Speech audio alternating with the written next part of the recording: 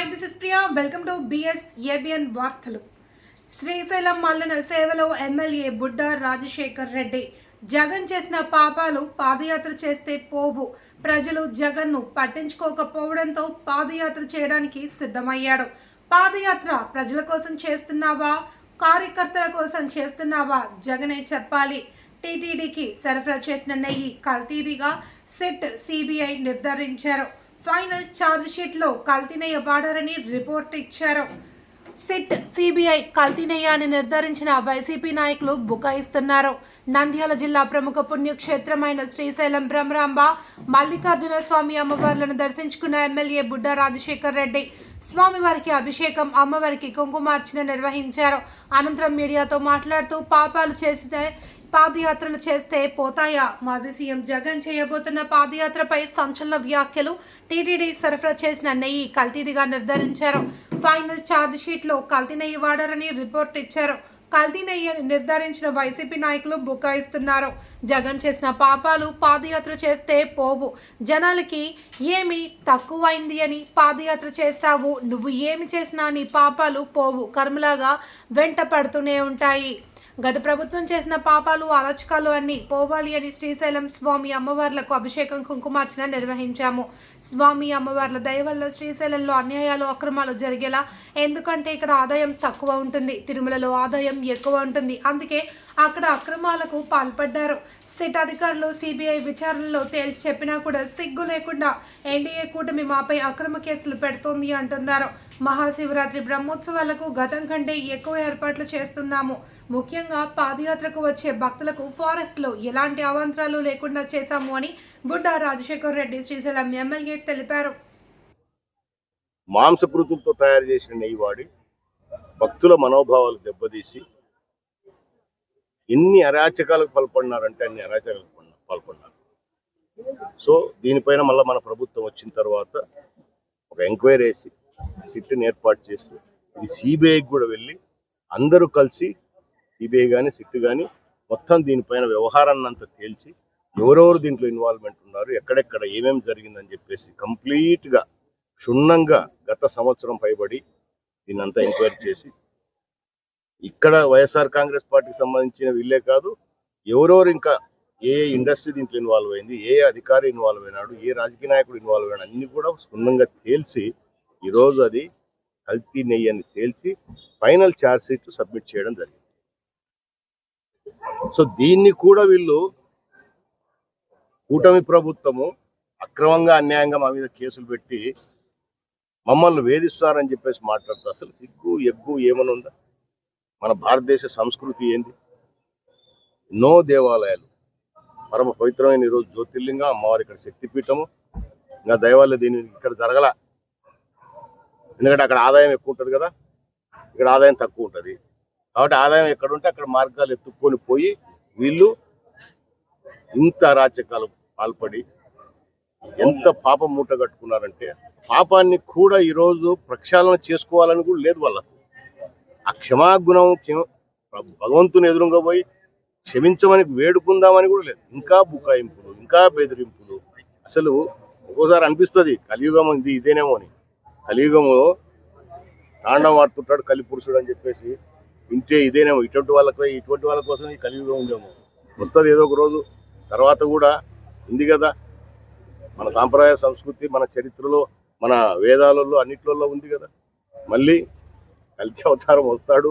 ఆ కల్కి అవతారం ఏదో ఒక రూపంలో వస్తుంటాడు. ఇటువంటి వాళ్ళను ఊచకొత్త కోసేది గ్యారెంటీ. దానే చట్టాలు ఉన్నాయి మనకు. పరమ పవిత్రమైన మన రాజ్యాంగం ఉంది. ఈ రాజ్యాంగాన్ని, మన చట్టాలను పెట్టే వీళ్ళకి శిక్షలు తప్పవు. అదే ఈ కలియుగంలో జరిగేది. ఇటువంటి వాళ్ళను అసలు ఏమనాలను కూడా మాకు వాస్తవంగా మాటలు కూడా రావడం లేదు.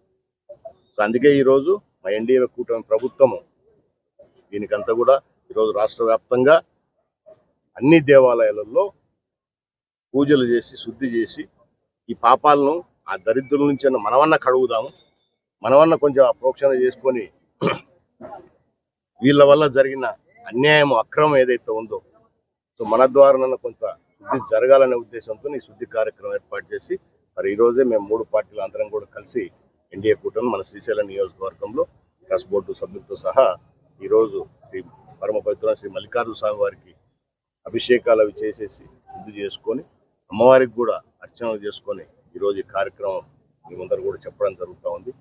ఈ నీచులకు ఈ దరిద్రులకు ఎంత చెప్పినా ఎన్ని చేసినా ఇంకా బుద్ధి వస్తుందని చెప్పేసి మాకు నమ్మకం లేదు. భగవంతుని ఈరోజు వేడుకొని వచ్చిన మల్లికార్జున స్వామిని వేడుకొని వచ్చిన భగవంతుడా మీరన్నంగా మళ్ళన్నా ఒక్కోసారి బుద్ధి ప్రసాదించండి వీళ్ళకు, దయచేసి కొంచెమన్నా మార్పు వస్తుందని చెప్పేసి మల్లికార్జున స్వామిని అమ్మవారిని కోరుకొని రావడం జరిగింది. అయినా నాకైతే నమ్మకం లేదు. స్వామివారు ఒకవేళ కనికరించినా వాళ్ళ కనికరాన్ని కూడా మళ్ళీ ఇంకో రకంగా తీసుకొని అన్యాయాలు అక్రమాలు చేయడానికే ప్రయత్నం చేస్తారు తప్ప ఇంకోటైతే వాళ్ళకి మార్పు రాదు, రావాలనే కోరుకుంటున్నాను. Thank you. పాపాలు చేసి పాదయాత్రలు చేసి పోతాయా? పాపాలు చేసి పాదయాత్రలు చేస్తే పోతాయా? పోవు కదా, పోతాయా? పోవు. నువ్వు ఎన్ని పాదయాత్రలు చేసినా ఏమి చేసినా నీ పాపాలు నీ వెంట వస్తూనే ఉంటాయి. నిన్ను నమ్మే పరిస్థితులు ఏమి లేరు, నీ దగ్గరకు వచ్చే వాళ్ళు లేరు, జనం నిన్ను పట్టించుకునే పరిస్థితి లేదు. కాబట్టి మళ్ళీ ఏదో ప్రజల్లోకి పోతానని చెప్తా ఉన్నావు. అసలు ఏం తక్కువైందని ఈరోజు నువ్వు పాదయాత్ర చేస్తావు చెప్పు. ముందు కూటమి ప్రభుత్వము రాకముందు మీ ప్రభుత్వములో అసలు ఎంత ఎందుకు ఈరోజు 164 సీట్లు ఆంధ్రప్రదేశ్ ప్రజలు మాకు ఇచ్చినారంటే దాంట్లో నీ కార్యకర్తలు కూడా ఉన్నారు. అది అర్థం చేసుకో. ముందు మీ వైఎస్ఆర్ కాంగ్రెస్ పార్టీకి సంబంధించిన కార్యకర్తలు కూడా మాకు కూటమికి ఓట్లు వేసినారు. లేకపోతే 151 సీట్లు నీకు ఉండేటి పడిపోయి 164 సీట్లు అది కూడా బ్రహ్మాండమైన మెజార్టీలతో వచ్చినాయి. ఎట్లా వచ్చినాయి? నీ కార్యకర్తలు కూడా ఓట్లు వేసినారు. అది తెలియడం లే నీకు. మళ్ళీ ఎవరి కోసం పాదయాత్ర చేస్తున్నావు? నువ్వు ప్రజల కోసం చేస్తున్నావా? నీ కార్యకర్తలు కాపాడుకోవడానికి పాదయాత్ర చేస్తున్నావు? అది జగన్మోహన్ రెడ్డిని అడగండి. ఇప్పుడు మమ్మల్ని అడిగితే ఏం చెప్పమంటారు?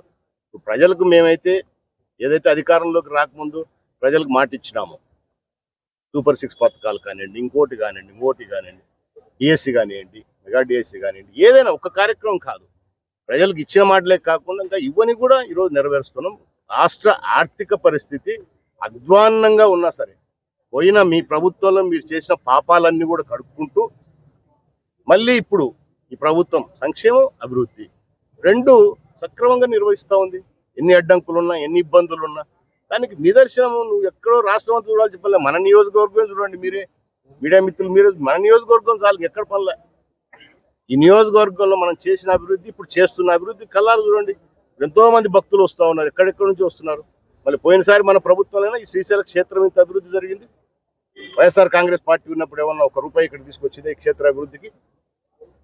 ఉద్దా పెట్టినారా? ₹1 పెట్టినారా? కొన్ని మండలం ఎక్కడన్నా పెట్టినారా ₹1 అభివృద్ధి? చూపమని చెప్పండి, మీరే చెప్పరు. సో ఎక్కడ ఏమి లేకుండా పాదయాత్రలు ఎందుకు చేస్తారో వాళ్ళని అడగరు. నేను ఏమన్నా మొన్ననే ఒక మీటింగ్ అయింది, దానిపైన దృష్టి పెడతా ఉన్నాం. ఎందుకంటే పెద్ద అంటే బ్రహ్మోత్సవాలు, శివరాత్రి బ్రహ్మోత్సవాలు అనేది మనకు చాలా పెద్ద కార్యక్రమం కాబట్టి సో ప్రతి సంవత్సరం జరుగుతున్న చిన్న చిన్న ఏదైనా తప్పులు అవి ఎక్స్పీరియన్స్గా తీసుకొని మళ్ళీ అటువంటి లోటుపాటు జరగకుండా వచ్చే భక్తులకు ఇంకా మెరుగైన సౌకర్యాలు ఏర్పాటు చేయాలనే దాంట్లోనే భాగంగానే రేపు మళ్ళీ మీటింగ్ ఉంది. మంత్రులు కూడా వస్తూ ఉన్నారు. 2వ తారీఖున మీటింగ్ ఉంది. దాంట్లో కూడా చర్చించి అందరు అధికారులు ఇంకా ఏమైనా లోటుపాట్లు ఉంటే మీరు కూడా ఉంటారు, ఏమన్నా ఉంటే మాకు సలహా ఇవ్వండి. తప్పకుండా వచ్చే భక్తులకు ఎవరికి ఎక్కడ ఇబ్బంది లేకుండా చేసే దాంట్లో మేమందరం కూడా ఆలోచించేసి నిర్ణయాలు తీసుకుంటాం. అందరి సలహాలు, భక్తుల సలహాలు కూడా తీసుకుంటాం. ఇంకా వాళ్ళకి ఎక్కడన్నా, ఎందుకంటే పాదయాత్ర చాలా మంది వస్తారు కాబట్టి వేలాదిగా లక్షలాదిగా పాదయాత్ర కూడా వస్తారు కాబట్టి పాదయాత్ర వచ్చే వాళ్ళకు కూడా అడవి మార్గంలో ఎక్కడ కూడా ఎలాంటి ఇబ్బందులు లేకుండా అంటే ఫారెస్ట్ అధికారులు వాళ్ళంతా అందరితో మిగతా అధికారులు సమన్వయం చేసుకొని ఖచ్చితంగా భక్తులందరికీ ఎలాంటి ఇబ్బంది లేకుండా వసతి సౌకర్యాలు దర్శనాలు అన్ని కూడా బ్రహ్మాండంగా ఏర్పాటు చేసే దాంట్లోనే నిర్ణయాలు తీసుకుంటాం. అడుగుతున్నాం మేము రమ్మనే, ముఖ్యమంత్రిని రావచ్చనే చెప్పి అనుకుంటాం.